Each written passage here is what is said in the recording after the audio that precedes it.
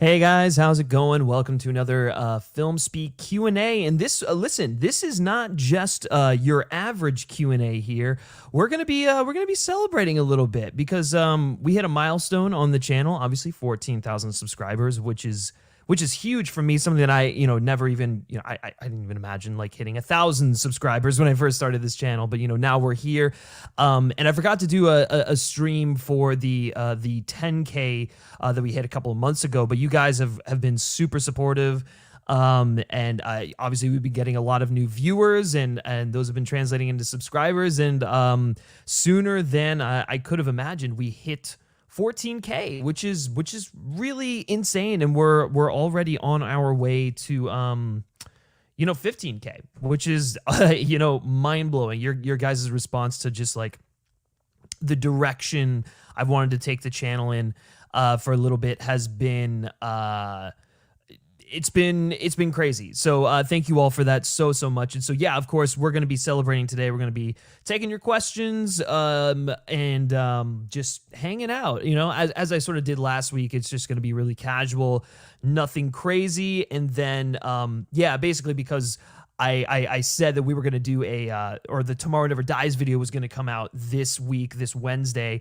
And there were some writing things that we needed to take care of, need to polish off a script a little bit. And then obviously it's a beefy one, so we gotta give enough time for editing. So I decided to push that back a week. And with Mortal Kombat getting pushed back as well, I was just like, well, we'll start the second, or not the second. I guess it would be the second week in April. I guess it's the second proper week in April. That's when we'll start everything. So yeah, so that's why I decided to do like a Q&A today, give you guys something, and then obviously celebrating for sure. So start sending your questions in, guys, because we I don't know, I got plenty of time. I got plenty of time to talk about stuff. But I'm also joined today by Mr. Zach Marsh, FilmSpeak assistant editor, and someone who's really been helping out around the channel, on the site, and all that stuff like that. So hey, how are you doing, man? Good, man. How are you doing? We can't hear you. You can't hear me? You. So no. You're inaudible right now. What the hell? Audio. Oh wait, no, you're good. No, good. We can hear you. Hear you. That was great. my bad. Yes. Anyways, how are you doing, dude? Yeah, good. I definitely didn't just rush to get on here because I missed your message because I was editing things. Oh yeah. No, don't worry about it. You should have seen, because I didn't turn my cam on for the StreamMate or StreamYard till I was like ready, but it was hilarious because I had my webcam on and you just see me throwing my bed sheets off to the side, and you're just ready to go to get on. Yeah. So, oh my god, that's amazing.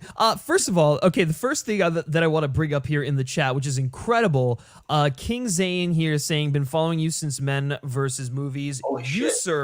You are you win the chat today, because that's been a while. I started that back in 2015, and obviously there's been a lot of faces that have sort of come and gone from that, and the channel has sort of just completely changed since Men versus Movies. But I'm glad that you've continued to stick around, and that's incredible, dude. Wow, like I'm still just like reeling in from that.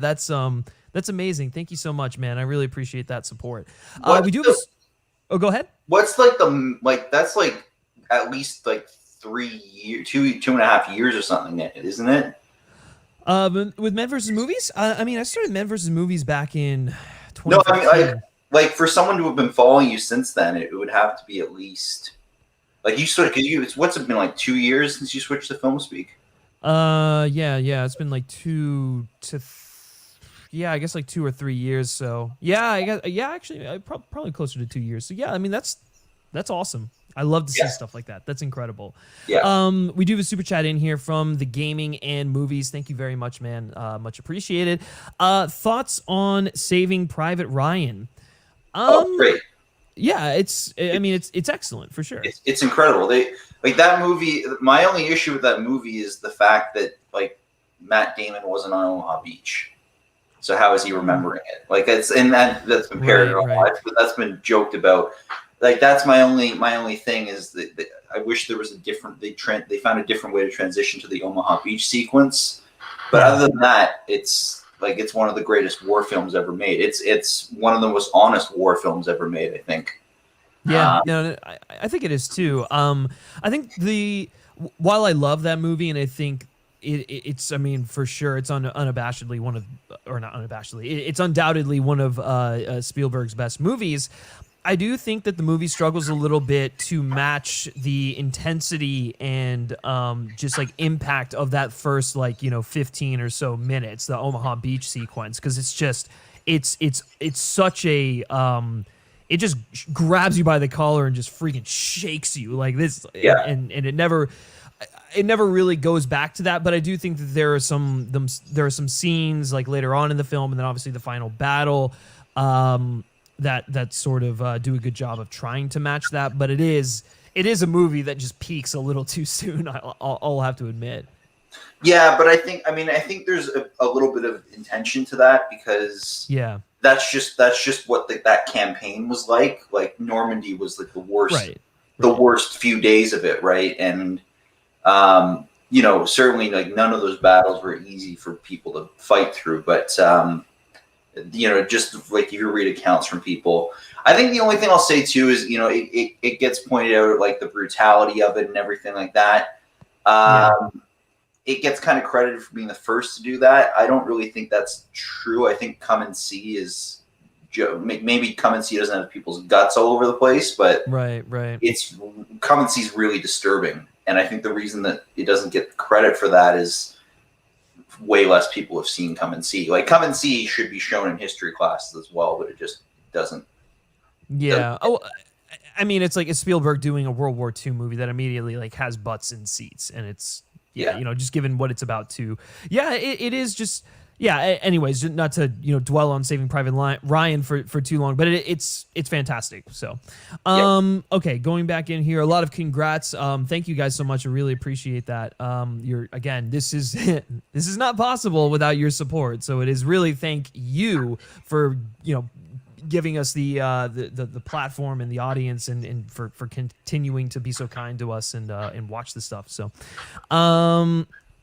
let's see, going in here. Since Corner, would you consider doing a live stream discussion as a guest on another channel? I have done live streams as a guest on other channels, so it really just comes down to scheduling and how available I am. So yeah, I don't know. Feel free to hit me up if you have any questions about that or whatever. Let's see. Knight Rider is liking your hairdo, Zach. Yeah, thanks. It's it's basically the same as it was last week. I buzzed the sides. Do you enjoy rocking the mohawk type thing? Is that like the thing? It looks like a mohawk right now because I haven't combed it today. It looks more off center than it is. It's because when it grows back out, I like to have kind of the hang down on this side. You're an undercut guy. I'm an undercut guy. So those are no longer in style. I think we got to find you a new hairdo. We got to find you. They've always been in style. They've been in style for a century, basically. Yeah, it ebbs and flows. There's there's always been people championing it and pushing it and keeping it going. So we'll just agree to disagree there. Knight Rider also saying, Men vs. Movies feels like an eternity ago. Your Suspiria video was one of the first I saw of yours. I've been loving your content ever since. Thank you again, man. I really, really appreciate that. Yeah, the Suspiria one, I mean, it was back in 2018. It was my favorite movie of 2018. So, that was, and interestingly enough, that was sort of the litmus test to see if that's the sort of content people were interested in seeing from me. Because I had dabbled with wanting to do video essays in the past, and I didn't want to fully commit to being a video essay channel. But then I just sort of figured, with the whole pandemic and everything, it just kind of felt like the right time to devote, my resources and time to doing more thoughtful deep dives like that. Because I mean, that's really what the channel has been about since it started. That is. I've always wanted to add a little bit more insight and stuff that you don't normally get on the platform to the content, and I think that's just best served in stuff that is video essays. So obviously, FilmSpeak isn't just a video essay channel. I think we're much more than that. But I think on the main channel, because I obviously, if you guys have seen the community tab, we're thinking about starting a second channel with like more like TV stuff and more like live streams and like seeing other faces, like Zach or Kalina, if you guys know Kalina, and stuff like that. But the main channel, I'm thinking the essays, I guess, whether it's just like a movie review essay or, a deep dive into an obscure Bond film from the 90s that no one probably remembers.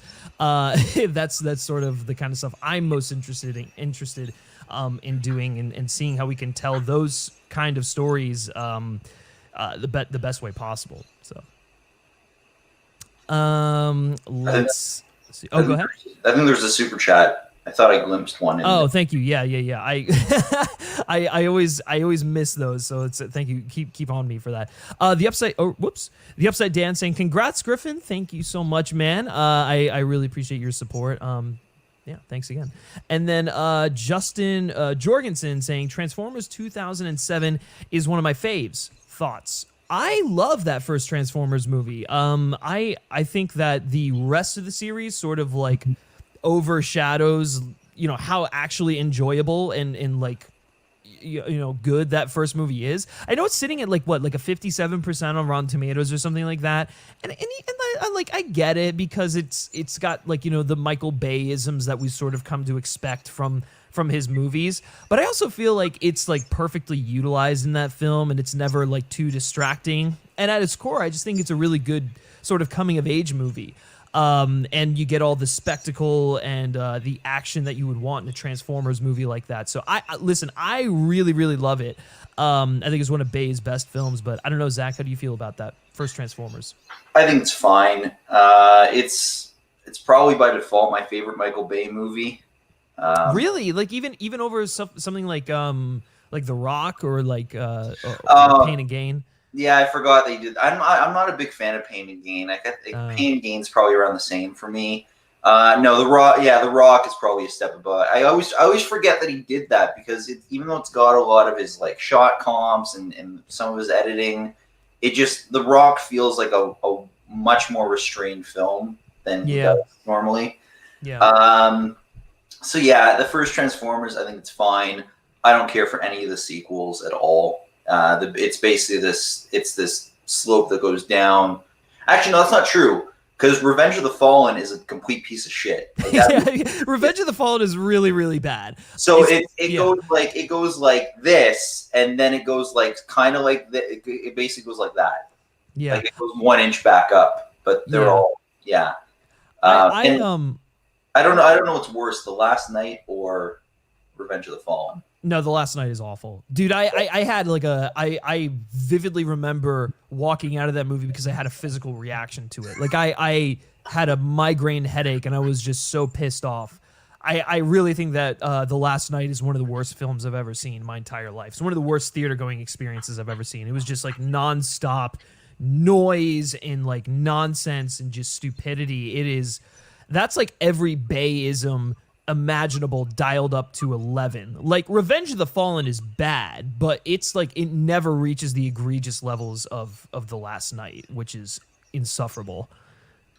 I think The Last Night, it's tough call for me because I agree with you on everything, but The Last Night, it's just like that the entire way through. Revenge of the Fallen has all that bullshit of him going to college and like his mom eating a fucking edible or whatever. Yeah, that's like, pretty bad. Yeah, like it's just like there's so much extra bullshit that's just insufferable in that movie. Although I haven't seen Bumblebee yet. Did he direct Bumblebee or did no? That was Travis Knight who did Kubo and the Two Strings. So because I've heard Bumblebee is really good because it's just like it tries to actually be a movie and not just a bunch of special effects shots strung together. Yeah. So, but yeah, Bumblebee is actually like one of the closest I think like recent blockbusters has come to resembling like an Amblin film in some time, if I'm being honest. Yeah. So they really did an excellent job with Bumblebee. We got another. Spielberg's like stopped doing that kind of movie, so. Yeah, right, for sure. So I'm glad that they sort of like filled that gap in the market a little bit. Another one from another super chat from Justin Jorgensen. Thank you so much again, man. I really appreciate it. If you guys didn't know, Spielberg had a ton of control over that first film as a producer, and it shows. I genuinely love it, and it has so much heart. Yeah, I think that's that's definitely why that film works for a lot of reasons. The Spielberg oversight, because I think by the time Last Night came around, he wasn't really. He was just coming to collect a paycheck. He wasn't really involved creatively. So, yeah, I definitely agree with that. Yeah, same page. Like it just the Bayhem didn't take over until after. Right. Let me go back to some of the earlier questions back here that I missed. Okay, here's actually an interesting one from Jack Alexander. Do you think that Olivia Cooke should have been nominated for Sound of Metal over Glenn Close for Hillbilly Elegy? If you want my honest opinion, I don't think either of them should have been nominated. I think Olivia Cooke, while she's good in Sound of Metal, she like has like 5 seconds of screen time. Like she's so minimally used, and I'm not talking like Mahershala Ali in Moonlight minimally used, which works and like he leaves a lasting impression. Olivia Cooke is good in Sound of Metal, but it's like what she does with the amount of screen time that she has, I don't think left me just like, oh my god, she's got to get nominated for that. As for like Glenn Close in Hillbilly Elegy, I didn't like Hillbilly Elegy. I think there's a lot of hyperbole that surrounds that film. I don't think it's like the biggest piece of shit ever made. But I also didn't really, I just thought it was boring. Glenn Close is good, but I mean, I don't know. I think there are other performances I probably would have nominated over her, but I don't know. Zach, how do you feel? I haven't seen Hillbilly Elegy. But from based on what I know about it, for me, I don't know. I feel really bad for Glenn Close that like she keeps getting nominated for these Oscars that she's just like repeatedly has never been the front runner for.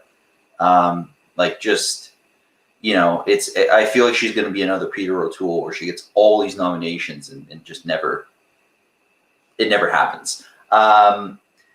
Olivia Cooke for Sound of Metal, I would probably just, again, based on what I know about Hillbilly Elegy, I'd probably go with her over Glenn Close, but I'm kind of with you in that she's not in enough of them. Like I think she's great in the movie, but she's not in enough of it. You make a good point with Mahershala Ali, and like he's the entire first act of Moonlight. Yeah. Right. Yeah. So that's the other part of it, but also he's in two of the most important scenes of the film. Like he is in the scene of the movie when he's trying to teach Chiron how to swim. Yeah. Right. So, I don't know if Olivia Cooke is really in. I don't know if she gets like the scene, right? Like I think Riz Ahmed is really. Like obviously, well, it's Riz Ahmed and Paul Raci, which obviously we've seen reflected in the nominations. So I mean, I just don't think Olivia Cooke made that big of an impact for as good as she was. Michael asking, bro, why you always got to do these when I have homework? First math radicals, now science paper. Well, okay, let me know if you need help with your science paper. We'll try and help you out like we did with the radicals last week. So it depends on what kind of science it is. If it's chemistry or like optics kind of stuff, I might Zach's be okay. Gotcha. Yeah. But I don't know. Beyond that, even then, I'm like not promising anything because it's been like 9 years since I was in a science class. So Zach has a photographic memory and he remembers every page of high school science textbooks he's ever read. AJ reacts. Hey man, nice to see you in here. Are you going back to theaters yet? If so, what have you seen there? So yeah, I have. Ever since theaters opened in LA, I have gone back and I've gone to the Universal Seawalk IMAX theater, which is by far the best IMAX theater in the LA area. I mean, that IMAX, it's a true IMAX theater, and I think like Christopher Nolan like screened some movies there when he's like testing stuff. But yeah, the first movie that I saw back when I went back to go to the theaters was I saw Tenet in 70mm IMAX and it just, again, every time I see that movie, I think I love it more and more, and seeing it in true IMAX, 70 millimeter. Oh God, it was just, that's how I wish I saw it the first time. And if you've been following me in my channel, you know that my first viewing of Tenet was it sucked because it like cut out halfway through the climax, and then we had to go walk to another theater and finish the movie. So talk about just like the definition of blue balls.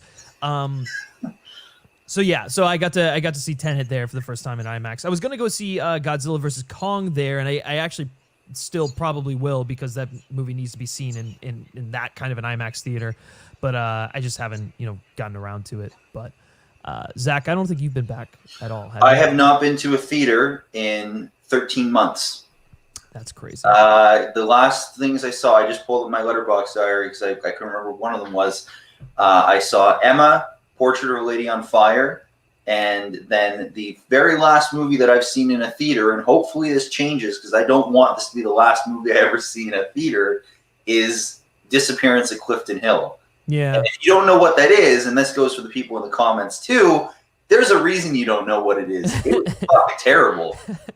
Why did you go see that? Why did you do that to yourself? I wanted to support like a small, like a Canadian independent film, right? Like I was like, guess, hey, I haven't seen a good small Canadian film. The reviews were they were mediocre, but they weren't terrible. And I was well, fuck it. There's nothing really else playing. I've got the two other movies I really wanted to see today. I might as well go in for a third one, so I went for that, and it sucked. It sucked. It was. I vividly remember it because it was really unpleasant. Like just what they did with that movie. I don't even know how to describe it without anything. Avoid at all costs. Fair enough. Which you probably never even heard of the movie anyway. So there you go. Exactly. Devin May is in here with a super chat. Thank you again. Really appreciate that, guys. If you do want your question answered immediately, the super chat option is the best way to do so. But I'm gonna try and get to as many of these questions as possible. But again, thank you all so much for those of you who do decide to give super chats. I mean, your support of the channel it means a lot. So, Devin asking, what did you think of the Loki trailer? I'm super hyped. Disney Plus is killing it with the Marvel shows thus far. So there's a few things to break down in this question, which I didn't actually anticipate when you asked it. But before you do, Griffin, let me get out of the way first. I haven't seen the trailer. Okay. I don't watch trailers unless I'm talking about them, and especially Marvel things, like trailers spoil half the show. But on paper, the show seems like it's going to be fucking incredible.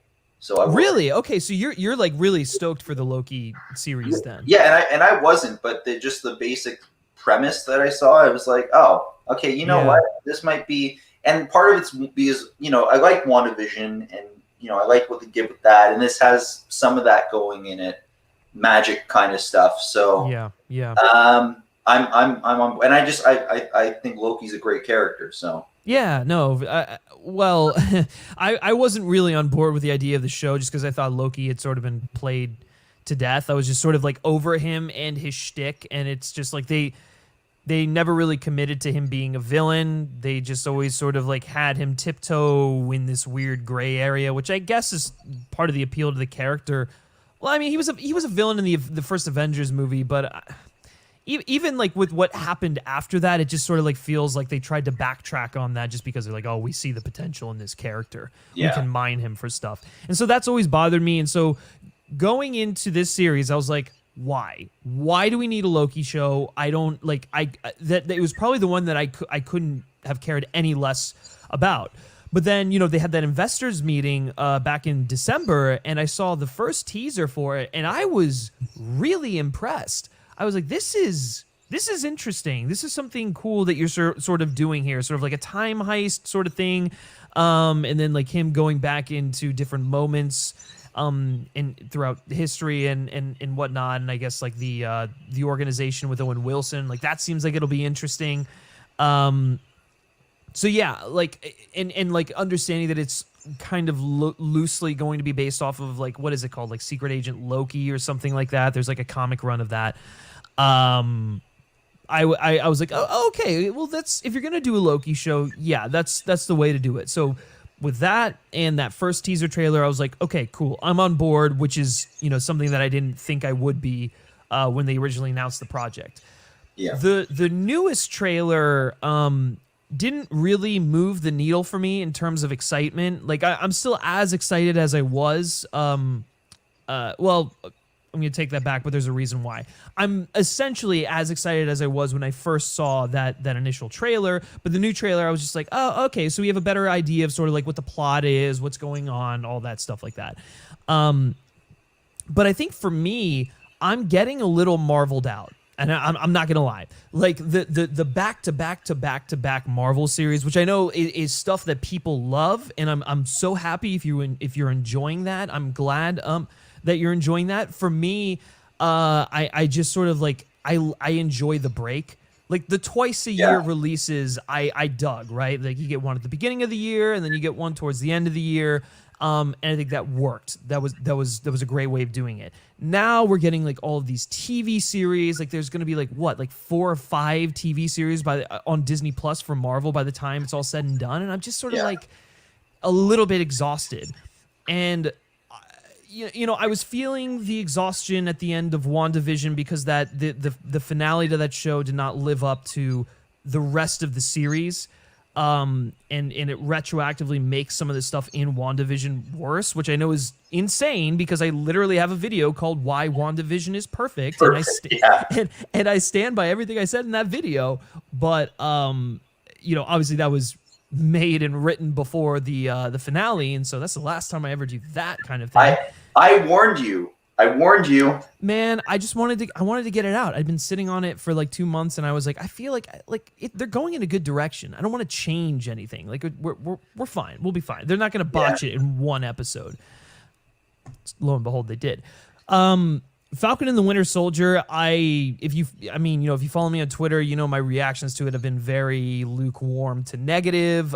Even my recaps on here, I think have sort of been in the same boat. And so I think ultimately, with the Disney Plus shows, it's showing Marvel's weaknesses as a storyteller. You might disagree with that, and that's totally fine. But at least for me, I'm noticing that their stuff works better in like a 2 hour to like 2.5 hour long format.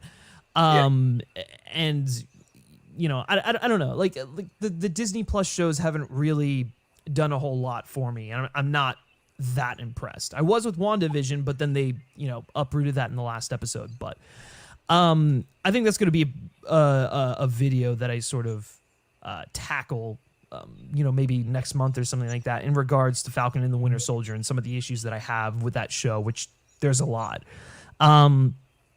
Anyways, but that's a really long-winded answer to your question. Thank you for asking the question, and thank you for the super chat. Let's go back up here to some of the ones that I missed.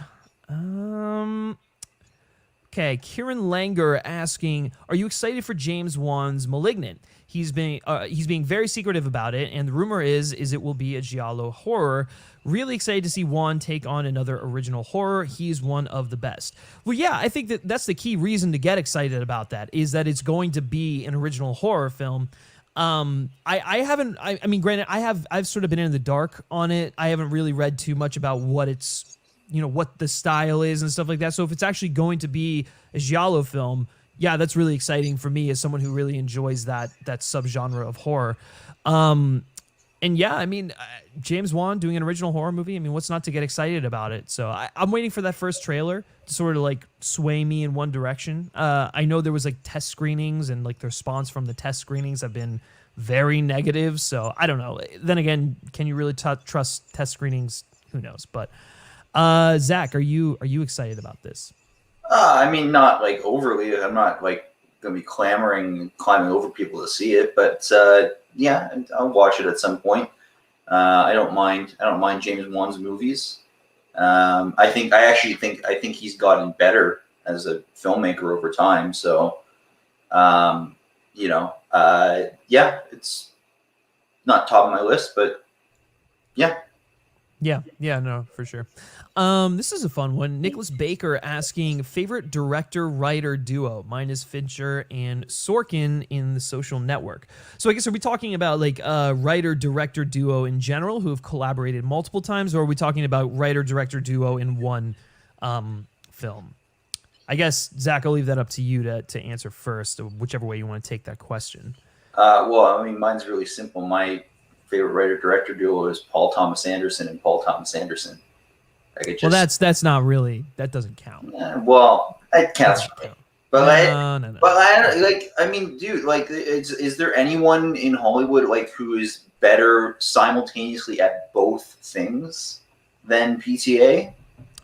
Like there might be like writers that edge him out. There might be directors. I don't know if there's directors. I mean, are you just talking about like a filmmaker who does everything? Like he writes, shoots, directs, like that sort of mentality? Yeah, well, just someone who writes and directs and is that good at both of them.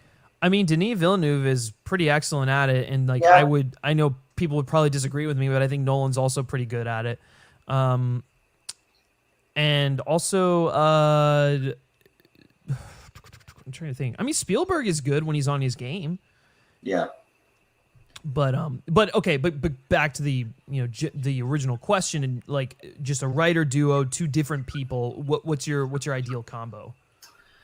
That's tough. I mean, he's not wrong. Like Fincher and Sorkin is pretty. Yeah. It is, well, because I'm in the same thing. Like I'm thinking of individual films, but I'm struggling to come up with someone like a collaboration that's done like a bunch. Yeah. It's also, for some reason, like I have a thing where I sometimes like struggle with like who wrote this or who didn't write this. Yeah, I don't know. You do yours and. I don't know. I don't know either. I was hoping you'd give me an answer there, but I mean, I honestly, I think, and maybe this is a little bit of bias showing, but like Christopher Nolan and then Jonathan Nolan, I think the two of them together are fantastic. And yeah, I know Chris does contribute to the writing, but it is like a true collaborative effort. And I'd even throw like David S. Goyer in the mix when he collaborates with the Nolans. I mean, like, look, he did The Dark Knight and the Dark Knight or The Dark Knight Rises, which I know some people aren't crazy about that last film. I love it, but so I don't know. I think that's a pretty solid duo for sure. And then who does Spielberg write with a lot? I mean, Spielberg and Lucas, honestly. For his first three Indiana Jones movies is pretty hard to top. Unfortunately, Lucas decided to, get worse as he went along in his career. but nevertheless, those first three indie movies I think are great. I just pulled up my letterbox. I wanted to see because like my favorite director is David Lean. And I was just trying to see if Michael Wilson and Robert Bolt worked with him on other movies. And Robert Bolt he also wrote Dr. Zhivago. They wrote, more context, that's the duo that wrote Lawrence of Arabia. Yeah, right. Which, those of you who don't know, that's one of Zach's favorite movies, if not his favorite movie. My number one. Yeah. I'll go with Michael. I'll say Michael Wilson and David Lean only because I just Michael Wilson wrote Bridge on the River Kwai as well, which is also in my top 10. Yeah. So, I mean that's pretty hard to top because I'm struggling to think of other. I know there are, but just off the top of my head, ones that are like wrote more than like 2 or 3 movies together. Yeah, for sure. I'll go Michael Wilson and David Lean. There you go. Kendrick Lee, I saw this has been in the chat a couple of times, but thoughts on The Last Jedi? I have very complicated thoughts about The Last Jedi. That's sort of hard to, tell in a short amount of time. But when I first saw it, I didn't really care for it, and then like on subsequent viewings, I really come to dislike it. But after seeing the other extreme, which is The Rise of Skywalker, and thinking that that's probably, actually not even probably, it is the worst Star Wars film ever made. I kind of respect The Last Jedi a little bit more, even if I don't necessarily agree with some of the decisions that were made. I do think it was wholly a creative vision from Rian Johnson. And there's yeah, I mean, look, there's stuff in it that I like, there's stuff in it that I really like, and then there's a lot of stuff in it that I don't care for at all. So it's a bit of a mixed bag for me, but you know, I respect it as a piece of art, as a film. So I fucking love The Last Jedi. I have since the first time I saw it. At one point it was my second favorite Star Wars. Like the first time I saw it. The only issue I don't have any issues with what they did with like Luke Skywalker or the pacing, or I don't even mind the Canto Bight stuff, because it was like, yeah, it was a little bit prequely, but it doesn't go on for that long. Like, I didn't even think it was that. I'm going to be honest. I didn't even think it was that prequely. That's the thing. Like, it's a little bit. It's not. Yeah, but I guess I dislike the Canto Bight stuff for different reasons than you do. But you know, anyway, sorry, I didn't mean. Go ahead. That's okay. No, but my only issue is really, no, I don't think Finn should have sacrificed himself. I just think they should have found a better way to stop Finn from killing himself than, hey, I'm going to crash my ship into yours and almost kill both of us. They didn't need that scene. That was stupid. Like, that was just, yeah, or like, just don't have the sacrifice. You just have the attack fail. Right. Like, there should have been a different way to do that. But that's 2 minutes of the movie. So, yeah. And ultimately, like, they both survive. Everything's okay. You know, it's fucking Star Wars. They're not gonna like have someone just do that. But just, you know, like, the pauses for me are, I don't know. I think it's the best looking Star Wars film. Yeah, I would definitely agree with that. Like, even as someone who's not a big fan of it, it is, well, okay. So I agree with you, but I also think that Rogue One is a gorgeous looking Star Wars movie that also established the aesthetic for like The Mandalorian and the rest of their like shows going forward. The visual palette of that movie is fantastic, and the use of scale and like the stuff on oh fuck, why am I blanking on the name of the beach planet? Seraph.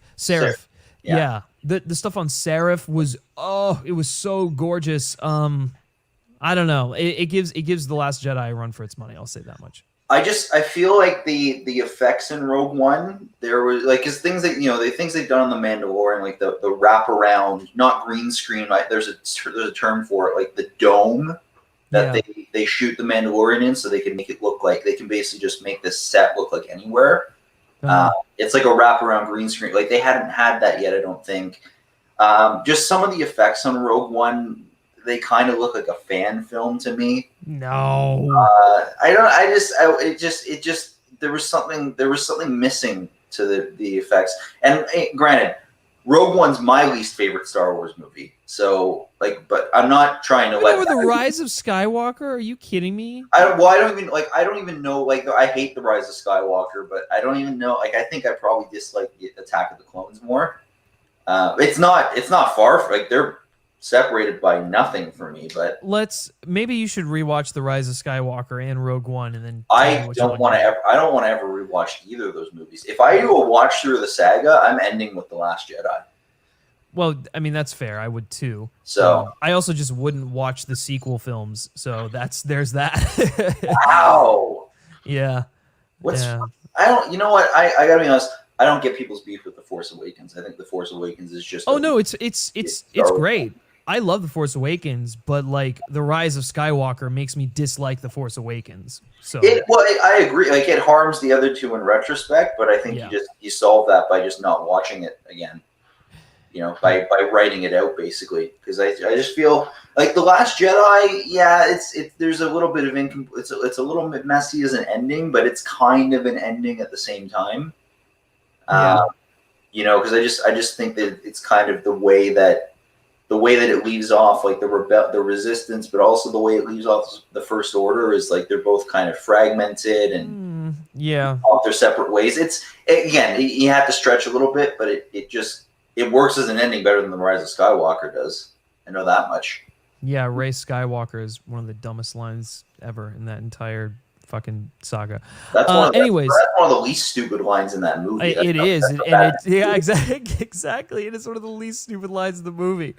Oh man. Anyways, sorry, that just reminded me. They fly now. They fly now. That was such a fucking abysmal line. I thought that was kind of funny. That was stupid. I think they fucked it up by like 3 of them say it. Like it should have just been. I was just like, yeah, the stormtroopers fucking fly and have for decades. Yet, what? For some reason, you're magically surprised by this. Like, anyways, I could go on a rant about that movie, but, anyways, John Milholland asking David Fincher or David Lynch. I'm gonna go Fincher. First off, John Mulholland. Fuck you for making confusing between those two. That's not really. No, we appreciate your question. I know I do. Feathers, I love you, but fuck, I don't know, man. Like, I think they're about the same for me. Like, I know it sounds like a cop out, but they've got about the same amount of like films they make that I think have been incredible and like just inconsistency. I guess if you put a gun to my head, maybe I'll pick Lynch only because I think he's reached a little further. You know, like there's a lot of difference in those films. Whereas Fincher, I think there's some through line. Like there's through lines between like Seven and Zodiac. Whereas like Lynch, I don't know if any 2 of his films are the same. You know, or even on like a surface level. That's fair. Yeah. You know, and I'll say this, ironically enough, I think both filmmakers, I think some of their best work was done for television. Fincher with Mindhunter, and then Lynch, I think the best thing he's ever done is Twin Peaks. So, you know what, I still have to see the Return to Twin Peaks. I just haven't made the time. Oh, it's excellent. I think the first 2 seasons of Twin Peaks are incredible. I'm kind of like Fire Walk with me is just I'm just kind of uneven on that. Yeah, that's fair. I mean, I think. The Return is just, oh my god, it's so good. It's so good. Like for me, the best thing Lynch has done is Blue Velvet. Yeah. Blue Velvet. And that's the other thing. Like between the 2 of them, who has my favorite movie? It's between Blue Velvet and Zodiac, I think. And I think Blue Velvet probably wins out. I'd rather rewatch. Did you see What Did Jack Do? No. It's a short film. It's a short film that came out a couple years ago, and the premise is David Lynch interrogates like a monkey for having murdered someone. It sounds ridiculous, but it was amazing. And anyone watching this, it's on Netflix. What Did Jack Do? It's like 15 minutes long. Seriously, it's the most David Lynch thing that's ever been made. You will have an amazing time with it. There you go. Go watch that. So, speaking of Fincher, Kieran Langer asking, Griffin, did you watch The Little Things? I heard it's kind of a weaker version of Seven. Is that accurate? Because I have been wanting to watch it for Denzel and Malick, but don't want to waste my time. So I actually have a review of that film on the channel that you can go check out. But if you want my brief, just like, quick Cliff Notes thoughts on it, I get where people are coming from. And it is sort of like David Fincher light. Like a good cover band playing like a solid version of Fincher, basically, without ever reaching that level of artistry that Fincher has. But I don't think it's bad. It's a fine little thriller, and it's got a nice twist to it that I didn't expect to see coming. It subverted. It was a good subversion of expectations, and I think Denzel is great. I also think Rami Malek is good. I didn't hate Jared Leto in that movie, but I definitely don't think he should have been getting like awards, nominations for his performance. Like, he's fine in the movie. And it's got a great Thomas Newman score. So yeah, I mean, I recommend checking it out. It's fine. I haven't seen it yet. Just basically for that reason. It's just like I've seen a lot of crime films, and there's so many that I like rewatching. It's just a time thing. Yeah, again. But again, like I want to see it at some point. So it's one of those. It's one of those that's like if it's on cable TV, I'll probably flip it on. Like, it's enjoyable enough. You kind of get sucked into what's going on. So, Yeah. Yeah. Okay, Daniel Levin asking, what is your favorite Scorsese movie? For me, it is The Departed. I ever since the first time I saw that, I mean, the Departed is one of my favorite movies of all time, so there's that. But yeah, ever since the first time I saw that, I was just like completely floored by it. The performances, just like the Scorsese-isms, the pacing, the editing, the use of music. Yeah, I mean, first of all, let's if you want to address something here.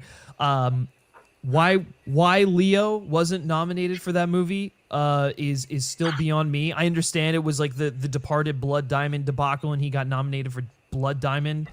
At least I think he was nominated for Blood Diamond, but like still, it like his performance in that movie is still probably my favorite Leo performance of all time. It's so fucking good.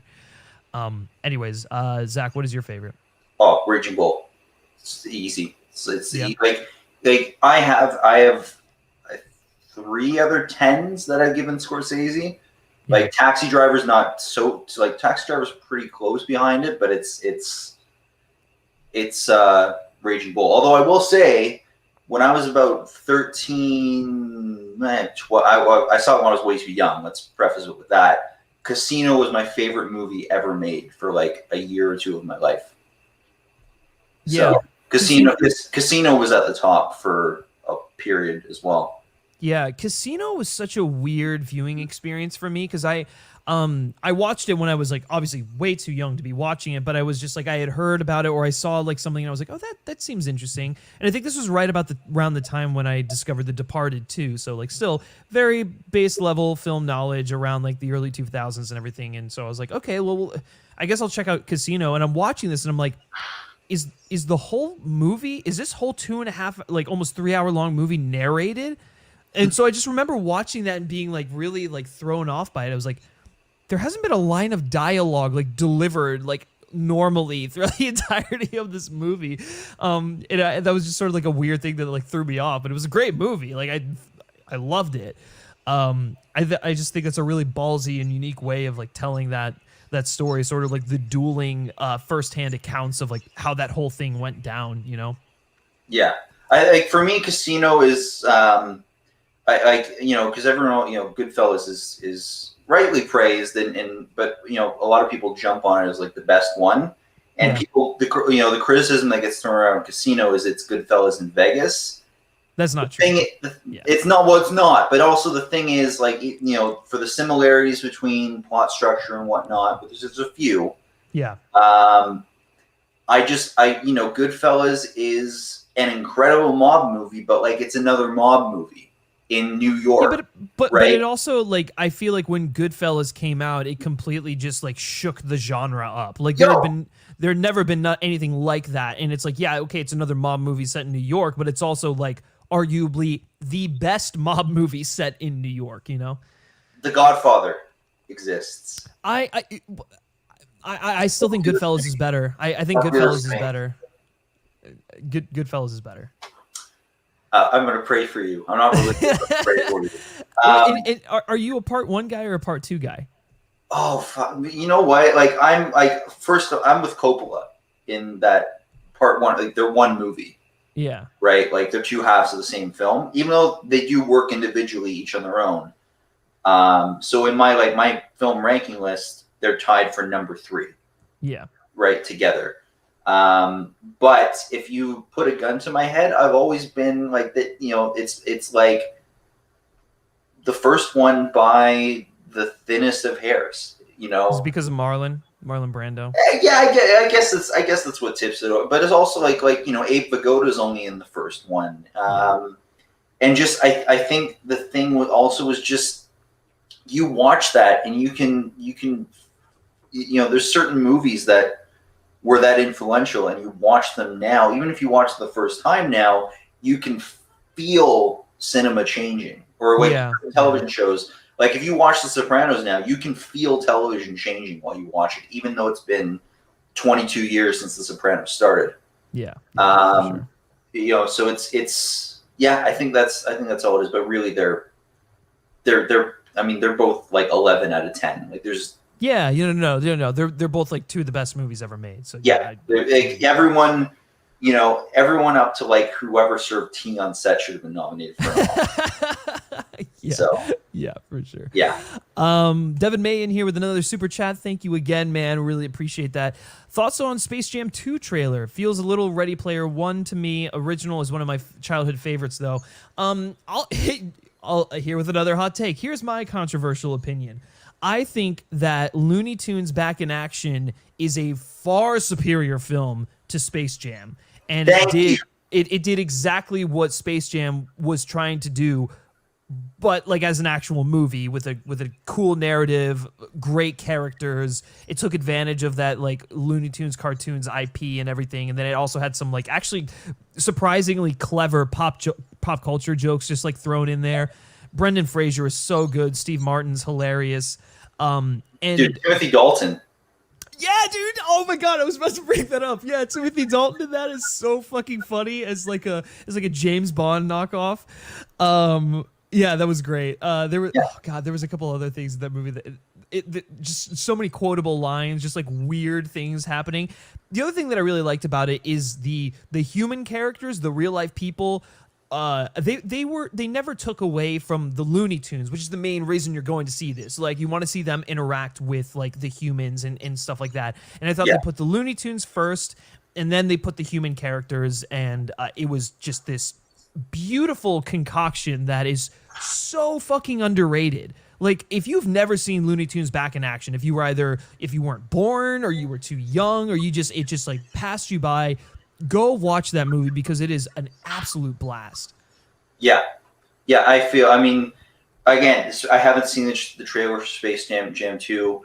One of our writers did the write-up for the trailer. I edited the piece, so I kind of got the gist of what it was about. I'm not really that excited about that. But also, I'm not like, I just like LeBron James. I don't like that. Doesn't excite me watching him in a movie. Yeah, I'll say this. I think at least LeBron James will give a better performance than Michael Jordan did in the first Space Jam. It's probably about equal. Like Jordan, like you got to keep in mind my favorite part of Space Jam is the opening where it's like him as a kid and then like because Michael Jackson's father had just been killed right before that, and they wrote that and he was talked like that's. You know, there was a little bit of like that in Michael Jordan's performance. They tried, right. There was at least an effort, but like for me, I never understood what it was about. Like Space Jam was just like. I think it's just a fun concept, right? Like it's the Looney Tunes playing basketball with Michael Jordan. Like it's fun enough.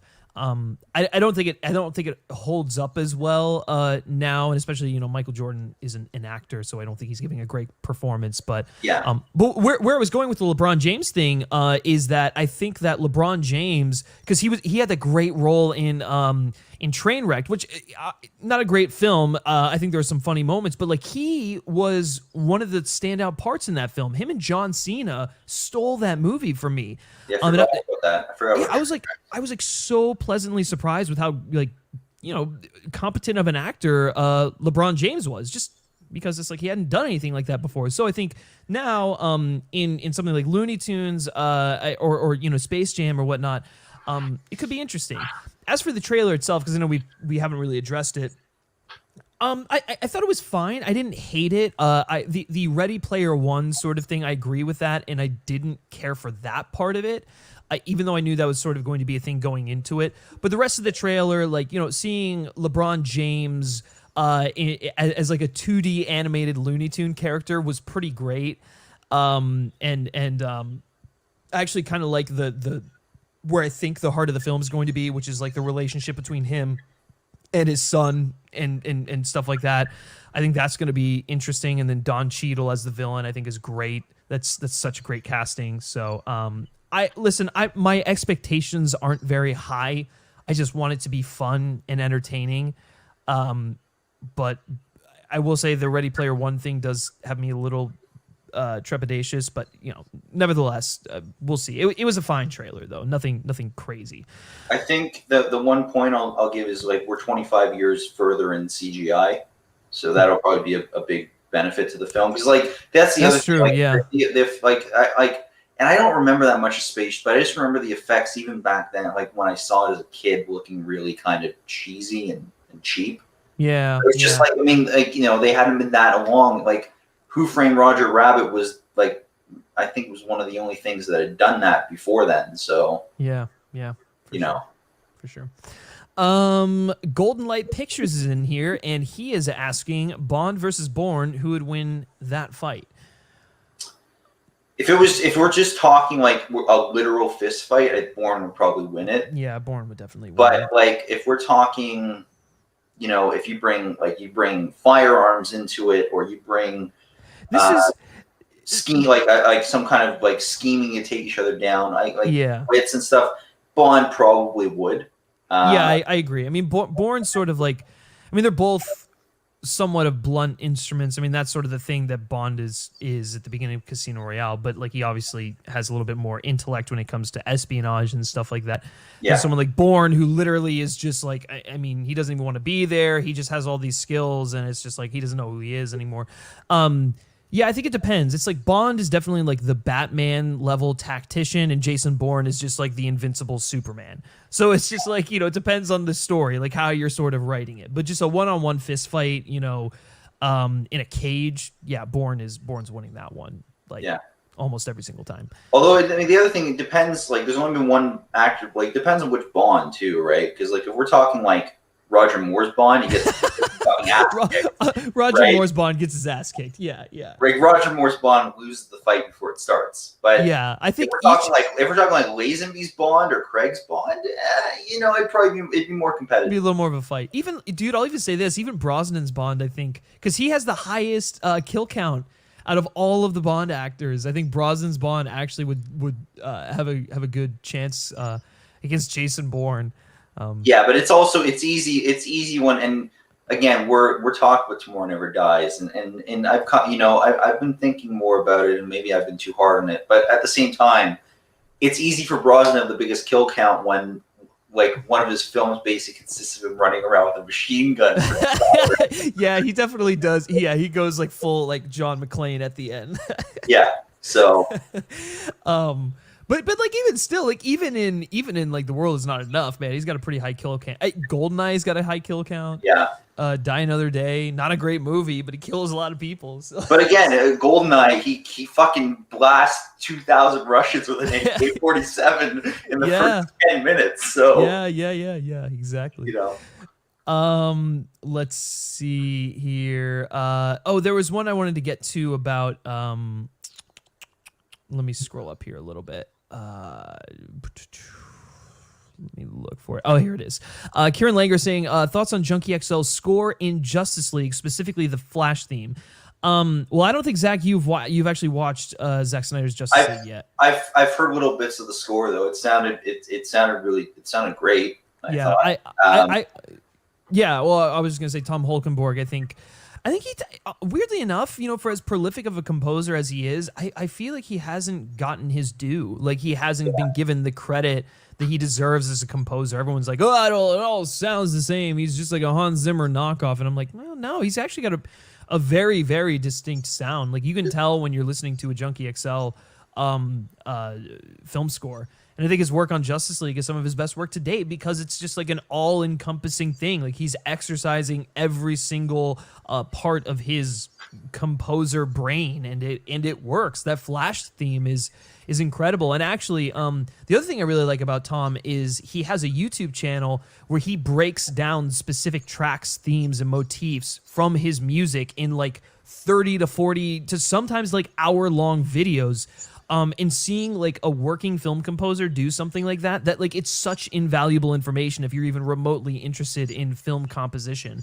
And he actually did a video breaking down that Flash theme, and he was like, this is one of my favorite things I think it was one of his favorite things he wrote for the film, or one of his favorite things he's ever written. And I think it shows, especially with its use in the movie. But yeah, dude, Junkie XL don't sleep on him. Even his Godzilla vs. Kong score is really, really good. So yeah, I love it. Yeah, I don't think he sounds anything like Hans Zimmer. So I don't even know what the fuck people were talking about. I mean, maybe that's a musician in me, but they're nothing alike. Like I think the only person that sounds like Hans Zimmer, and it's not even a detriment to me because I actually think he does the Hans Zimmer sound, which is bullshit because Hans Zimmer's been a composer for fucking 40 years. The Christopher Nolan movies are not the only thing he's done, but the person who does the Zimmer sound better than him, I think, is Ludwig Göransson. So that's the closest I think there is to someone sounding like Hans Zimmer. But even still, like, but that's, I would just say that's just specifically with Tenet, because like his Creed scores sound nothing like Hans Zimmer. The Black Panther score is obviously like innovative from a musical standpoint, but I get what you're saying. Yeah, like his Tenet score, while it's like very inherently Ludwig Göransson, it is sort of like he was going for that more Zimmer-esque sound, because that's just the Nolan sound. That's the kind of music that Nolan wants in his movies. So. Yeah, but it's just out of all the Zimmer Nolan collaborations and the Tenet soundtrack, like of all the soundtracks, the only one that I've gone and just like sat down, like had playing while I'm working and done so repeatedly is the Tenet soundtrack. Yeah, I never find myself going, oh, I want to listen to a film soundtrack. All right, let's listen to the Dark Knight score. And it's not that it's bad. It's just like even for Hans Zimmer, like I've talked to you about this. Like Rain Man is my favorite Hans Zimmer soundtrack. Right. That's the one. Like I would rather sit down and listen to the cues than that. So yeah. I think Crimson Tide might have been the first film where the Zimmer sound sort of like emerged, that lower, bass, the bass heavy sort of stuff with the experimentation and whatnot. But Shift YSL is in here. Hey man, great to see you. It's been a hot second. He actually appeared in a FilmSpeak video last year when we were doing like when we were experimenting with content, the Criterion and classic stuff. He recommended La Haine and we reviewed it. So go check it out. But it's great to see you in here. What's your favorite movie of 2021 so far? For me, it's pretty easy. It's Mass, the Sundance film with Jason Isaacs and Dowd and God, I'm blanking on the other actors' names, but they're fucking incredible. Reed Birney's in it. Reed Birney's in it. Yeah, sorry. Yeah, I haven't seen it yet, but I'm a big fan of it. Yeah, I mean, it is. It's just, it left me absolutely speechless. I think they're able to explore so many different topics because it's not. For those of you who don't know, Mass is a film about the parents of the victim of a school shooter or of a school shooting meeting with the parents of that school shooter. They come together and they have like a mediation in one room, and so it's like a single location, a lot of interesting camera angles, but it's just like an acting masterclass, and it was riveting, just so emotionally profound and relatable. And the thing about it is it's not like one-sided, and it's not a film about gun control or like mass shootings in general. It's that like the emotions that sort of come with stuff like that, and like being able to like reach across the aisle and have a conversation with someone that you don't even really view as human anymore. So there's just like there's so much compact into that movie that just absolutely moved me. But so that's my favorite movie of 2021 so far. I don't know about you, Zach. Oh, Malcolm and Marie. Oh yeah, that's right. Yeah. But I mean, like for me, because I've been like, because I was catching up on The Walking Dead, so I could review the newest episodes, and like I've just been kind of trying to do catch up on TV that I've missed the past couple of years. Like I've only logged 4 films from this year so far, and like so far it's like 2 6s, a 7.5, and then Malcolm and Marie, which is one of my favorite movies ever made.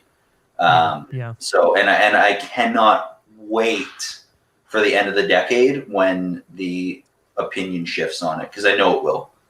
It always does with movies like this. So I think I'm hoping you're right. Part of me is a little concerned just because I think stuff on Netflix, I always wonder like how long they stay in the conversation, but I hope that does end up happening, because I do agree with you. That's a top 5 for me of the year as well too.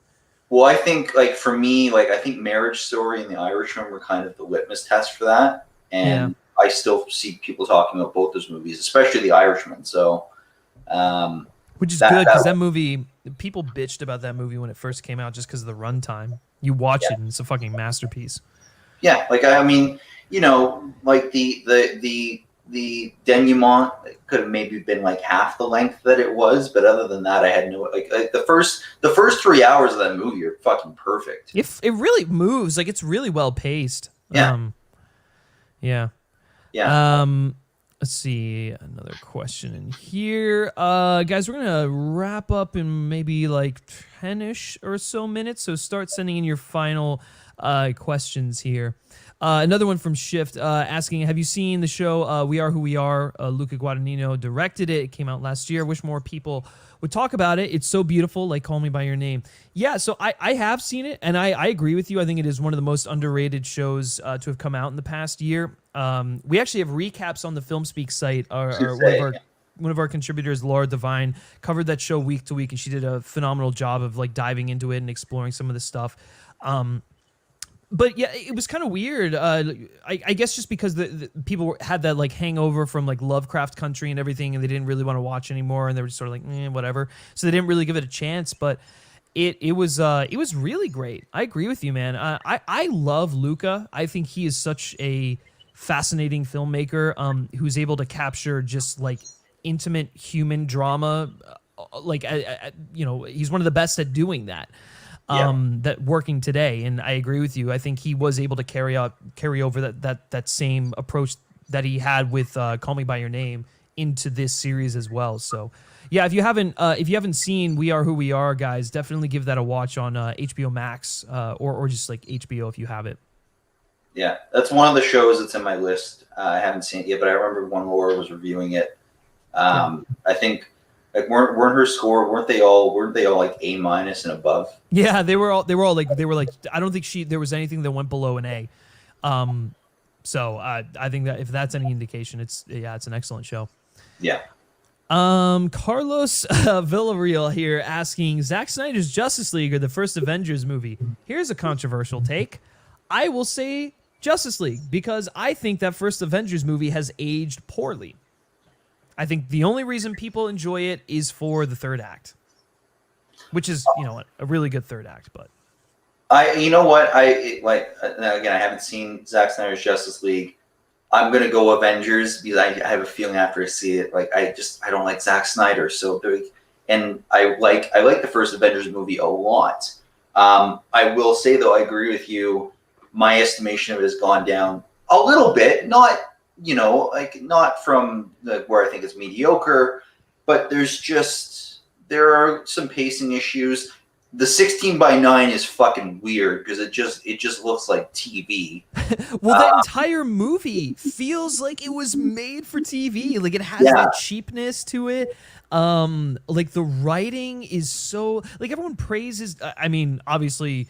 The guy sucks and I fucking hate him, but like everyone prior to all this stuff coming out, everyone would be like, oh, Joss Whedon, I love his style. He's got such a great cadence. And I was just like, it feels like someone reaching for a thesaurus to like try and come up with like witty one-liners and stuff like that. Like the way that he wrote Stark, he basically wrote everyone else like that and it didn't work for me. Like some of the lines from Loki in there, man, like who the fuck says that? Like it's so flowery. It just it doesn't.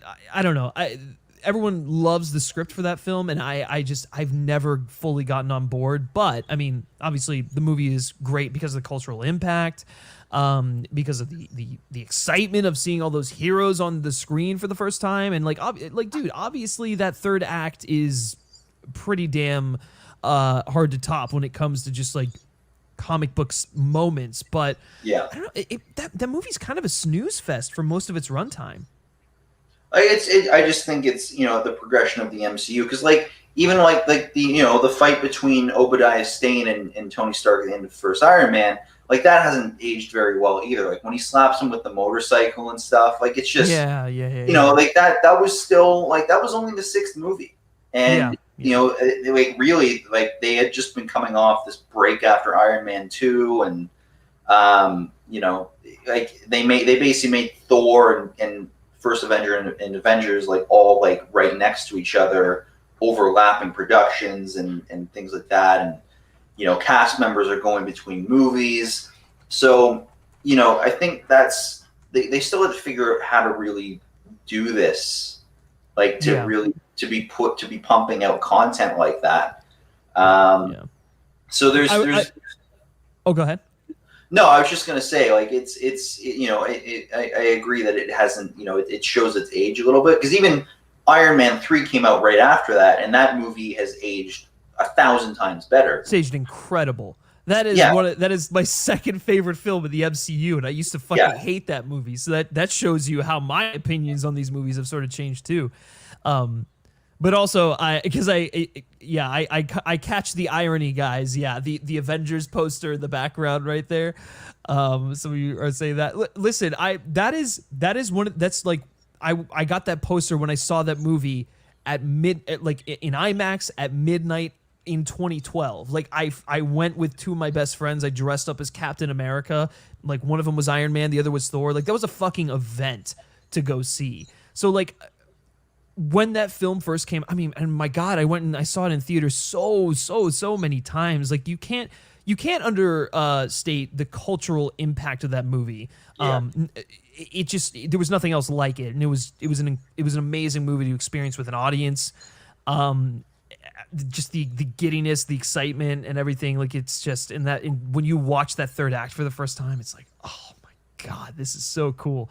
But yeah, with that being said, I mean, obviously my opinions have evolved a little bit, but still that seeing that movie that's something I'll never forget for sure. Yeah. All right, we're gonna wrap things up here in a little bit. I do see we have a super chat in here, and I will get to that. But yeah, start sending in your final questions. Probably go for like another 5 minutes or so, something along that nature. Griffin life he has to get back to, so I don't. So. I have to actually go to the grocery store and pick up stuff for dinner, because I am tasked with making dinner tonight. So we'll see how that goes. Yeah, fair. Okay, Cinemageddon reviews the super chat. Thank you again, man. Since you brought up the Criterion Collection, what is your favorite movie in their catalog? Mine are Boyhood, and Che Part 1 and 2.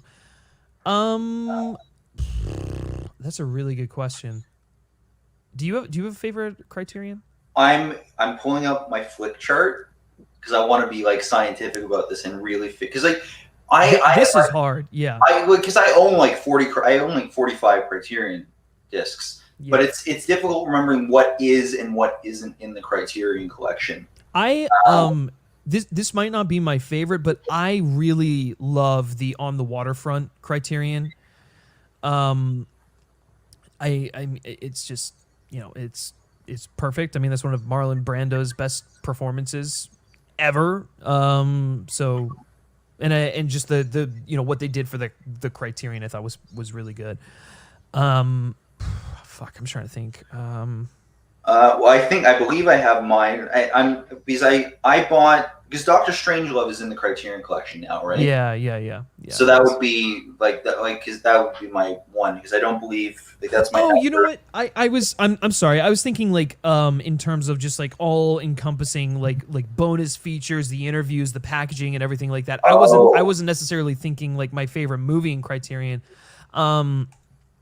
Like Foreign Correspondent is in Criterion, and that's one of the most underrated Hitchcock film, or not underrated, but it's a really fucking good Hitchcock movie. Yeah.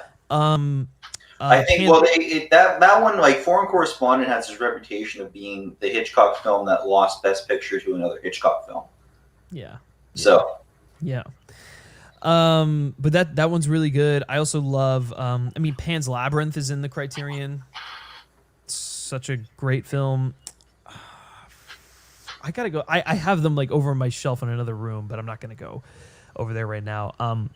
Just for ease, we'll go with On the Waterfront, because that's a really good movie. Yeah, if I'm looking at the whole package of it, I just rewatched it, but Heaven's Gate is a favorite movie of mine. And the features that are in there, the whole booklet, there's a beautiful booklet that comes with it. It's like a really detailed breakdown of the film. Yeah. You know, that that might be my favorite, like as far as an overall disc. But some of them as well. Like I actually haven't opened it up and watched it yet. But I got Princess Bride, Criterion. That's a good one, and that's a really good packaging. The packaging that comes in it looks gorgeous. So I'm sure that probably had a lot. I'm sure that probably has a lot of features and stuff on the set. Yeah, yeah. Oh, and I did get the Before trilogy for the Criterion again. Yeah, which is another good one. Packaging looks incredible. I still have to open it up and rewatch those movies, but I like the effort they put into their box sets. Yeah, agreed. All right, this is going to be a good one, and then we might take one more depending on if you guys have a really good zinger there at the end, but if not, this might be our last question. So, Arjun P asking, who is your out-of-the-box pick to direct the new Bond after No Time to Die? Well, so there are obviously picks that I would love to have direct this, Christopher Nolan being at the top of that list, with no one else really going over him. He needs this job because I want it. That's basically what I'm saying. Also, he's a big fucking Bond nerd. So taking him out of that, here's something interesting. The movie hasn't even come out yet, and I would love to see Cary Fukunaga come back for another Bond film, but like be involved from the ground up. I know he had a big hand in the story and stuff like that, but there was already like the Danny Boyle fiasco and whatnot. I'd love to see just a straightforward Cary Fukunaga Bond film. And also, if he's going to do the next one, that means that he's going to be involved in the casting process. And that Cary Fukunaga is going to come out here swinging with like the most inspired casting you've never thought of for 007. So, I know those are not two out-of-the-box picks, but I was sort of just like giving myself a little bit of time to think about who my out-of-the-box pick would be. Do you have one? I have a ton because several. I mean, like for me, even ones like John Glenn is still alive, so why not? Okay, John Glenn is not going to. No, I know, but I love John Glenn. I love the way he directs Bond. Right, so I don't give a shit if it's been 40 years since he did one. Fucking bring him back. Wheeling him around on set, he's just like. Yeah, I get it, but he's not dead. So there you go. Watch tomorrow, like the news. Like I fucking jinx it. Oh God. Obviously Martin Campbell also Martin Campbell would be great to see direct every Bond movie, and I'd be okay with that. But he's especially, but it should also be noted he's especially good at the first installments of an actor's tenure. GoldenEye, Casino Royale, like he knows how to just get in there and like establish the character from the get-go. And I also have to assume that he maybe had a hand in choosing Daniel Craig. Right, because the director's so. I think he was involved. Yeah, he's a little bit involved. So I mean, there's that too. So, but he's just like Martin Campbell. His understanding of character in general is incredible. Like people talk about his filmmaking, like his because he came up with Edge of Darkness and his blocking is very TV like, things like that. I don't think that plagues Casino Royale. I think not at all. The team around him make Casino Royale big. There's some scenes in GoldenEye that kind of fall under that. But for any of his so-called shortcomings in filmmaking, his understanding of character and emotion is a really big benefit, especially for the kind of movies that the Bond franchise is making now. I've got one, and maybe this is a little too on the nose. I don't know if the franchise would ever do this, but I'd love to see Matthew Vaughn direct a 60s Bond movie. A Bond movie set in the 60s with just basically what he did. Well, not what he did with Kingsman, not at all. But I guess sort of what he did with First Class a little bit, because that a lot of the stuff with Eric and Magneto and seeing Michael Fassbender was very Bond inspired, and I mean he's a big fan as well. So I'd be kind of curious to see what his take on that would be. It would definitely be more lighthearted for sure. But I also think that's probably the direction the franchise is heading in after the just overly serious Craig films. Not that it's a bad thing, but I think they want to probably lighten things up a little bit. Yeah. Mangled. I would love to see Mangold Bond. Mangold would be interesting. I especially seeing what he's doing with Indiana Jones. That's the litmus test for me. If he does a really good job with Indiana Jones, he can do Bond. Well, I will say as well with Nolan, and I've talked to you about this. Like, I used to not actually want Nolan that much. I think just because, like, I mean, it's not that he can't do the action sequences. It's not that he's not a Bond fan, but the finer details of his filmmaking and the way he edits and stuff, it just seemed not in line with what, like, the way a Bond film flows. Yeah. But Tenet actually changed that for me, and it was because of a specific cut in Tenet. Like, this is super film nerdy, but the way that it goes from, JDW and Robert Pattinson when they're in Mumbai, and it snap cuts from the end of the mission to him in a suit in London walking into a building. That was like a Peter Hunt edit right there, and I was like, oh, maybe Nolan's filmmaking is Nolan. Who knew a filmmaker can do different things? Yeah, but for sure. It instantly sold me on the Nolan thing. Yeah. Also, and you know what? I still think Danny Boyle should have his shot. I agree too. Danny Boyle should definitely. I love Cary Fukunaga, but I was really bummed that we didn't get a Danny Boyle movie, and we're probably not going to now. I bet they probably circle back around eventually, but yeah. All right. Should we take one more question? I know there was a little bit of a Bond tangent, and not all of you are interested in that, but let's see. Do you see a good one in there? Maybe one. Oh, you know what? Through. Here we go. This is a good one. Here's a good one. This is going to be the last question. Better acting, angry Adam Driver or J.K. Simmons roasting people? That's the question of the day, folks. Feel free to chime in below in the chat or or if you're watching this live or in the comments section. Who is more entertaining to watch, angry Adam Driver or J.K. Simmons roasting people? I mean, J.K. Simmons, I think, is at his best when he's bewildered by the stupidity of people around him. That is so true. He has a great, more than like the chair scene in Whiplash. Like, just when he goes, "Well, that was a stupid fucking thing that you said," or "What the fuck is wrong with you?" Like that. Were you dropping your head as a fucking baby? What the fuck's you wrong? Like that's,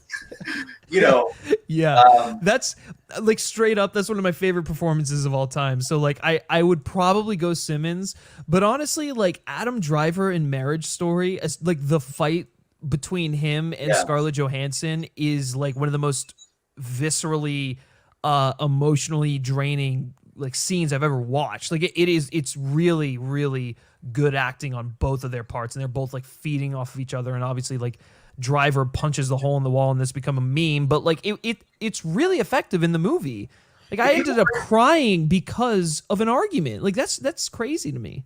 People, I get part of it's a joke and a meme, but there are people who sincerely criticize the punch, and it's like, okay, but it was done that way on that spot so that he didn't hurt himself. Yeah. Like you want him to break, he has to break his hand for you to take him seriously? Like, yeah. Because then the other way, like, oh, Adam Driver breaks his hand, he takes himself too seriously. Like, it's totally method. Yeah. Yeah, people would be shitting on it if it was a real punch and he like fractured like 4 of his fingers. So like my thing with Adam Driver is like angry Adam Driver isn't my favorite form of him either. So like, who do I think is the better actor? Probably Adam Driver, but I think he's at his best when he's like really haunted by something. There's so many nuances to what he does visually as an actor. Yeah. And like my favorite, it's funny. My favorite Adam Driver performance might still be The Force Awakens. Oddly enough. Oh wow, that's crazy. Like, he does so much in that movie, and it gets overshadowed by the fact that it's a Star Wars film. But honestly, like it's like borderline Oscar worthy. If you actually look at the subtleties of each of his scenes, it's incredible work. And he's really good in that. I mean, have you ever seen Patterson? Patterson's really good. Patterson's incredible. You know, he's only in one scene in Inside of Llewyn Davis, but I think that no one can go outer space, and like have it be better than that, Right. So.